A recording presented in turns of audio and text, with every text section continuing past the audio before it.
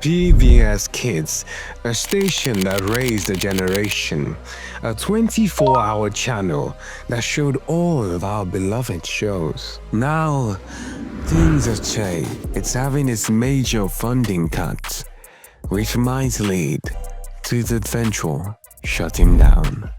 So it makes us wonder, how the heck did we get to this point? I am Faithful and this is Cheesy Chat.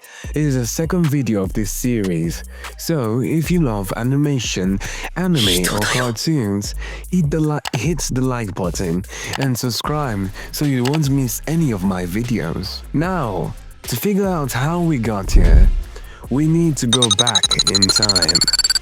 Back to the back to the past. In the 90s, around the era of Nickelodeon and Cartoon Network, kids had no shortage of cartoons.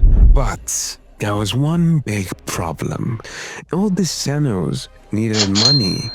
They were paid cable networks, and not everyone could afford cable TV. So Public Broadcasting Services, also known as PBS, they launched an initiative called the Ready to Learn Initiative, which aimed to provide free educational programming to the public.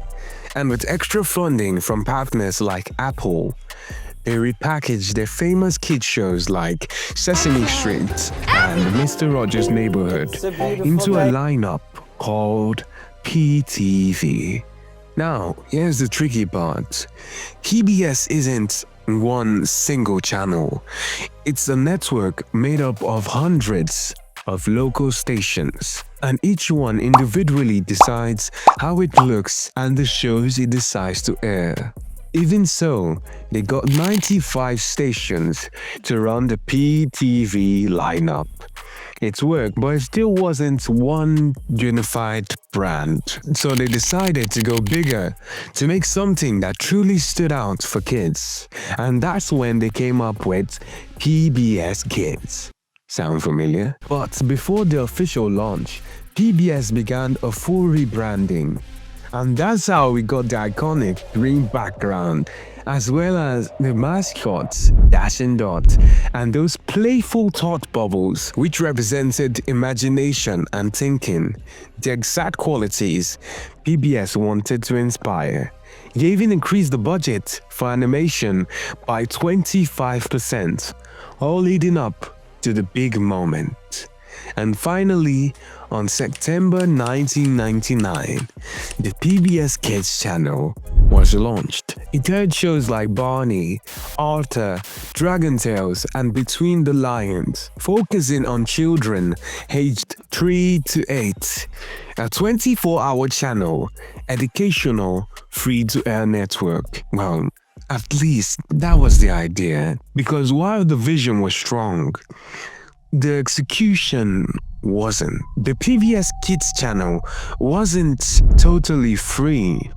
It was subscription-based, over to cable and satellite providers who had to pay around $1,000 per year to carry it. That meant many stations either skipped it or placed it behind higher cable subscriptions. Ironically, the channel built to bring free education to every child wasn't available to every child. It launched on just over 30 PBS member stations, growing slowly but nowhere near its competitors. At that time, Noggin, a joint venture between Nickelodeon and the Sesame Workshop, was taking off fast. Noggin was a paid subscription TV channel too, but it had the power of Nickelodeon's branding and cable infrastructure behind it. So by 2002, Noggin had reached 23 million households, while PBS had only 9 million. And there was also another painful blow, because Noggin owned the rights to Sesame Street. Now, Sesame Street was what most people associated with PBS, and without the rights, PBS Kids channel couldn't air it. Funding also became a major issue. PBS relied heavily on DirecTV to help keep the channel alive. But when DirecTV pulled out in 2005, the PBS Kids channel simply couldn't survive. So on September 26, 2005, the PBS Kids channel shut down. But PBS didn't give up. They tried again, but this time they did a team up with Comcast, Sesame Workshop, and Hit Entertainment, and launched PBS Kids Sprouts.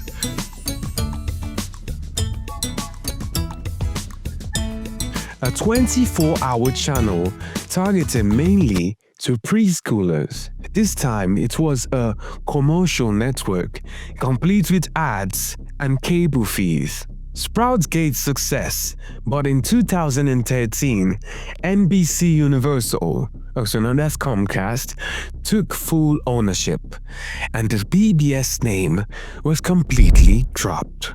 And by 2017, PBS no longer had a dedicated kids channel.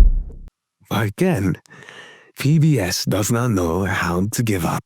In that same 2017, PBS came back stronger. They launched the PBS Kids 24/7 channel once again. It was broadcasted through local stations and streamed online. This time, completely free. Shows like Wildcrafts, Odd Squad, This is my partner, Agent Otis. Curious George, and Pet Plus Cat helped the brand reconnect with a new generation. Critics praised the network for teaching without ever talking down to kids, perfectly blending education and fun. The new version succeeded where the original failed, staying true to PBS's core mission to make quality educational content free for every child. Today, PBS Kids still faces challenges.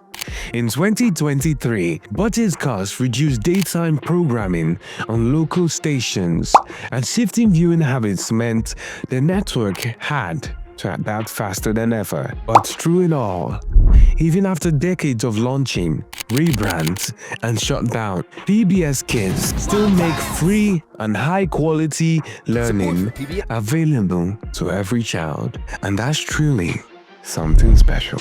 Hey guys, what's up? Thanks for watching, like and subscribe. And if you like this video, you probably like what happened to Cartoon Network. Or a video on Tom and Jerry. What happened to Cartoon Network? I'm still going to be upping. This part is not scripted. This part is not scripted. Okay, thank you. We just hit, I think, like 200 subscribers. Thank you so much. And I hope you come back. Please come back. Subscribe and turn on your. Please come back and subscribe and turn on your notification bells.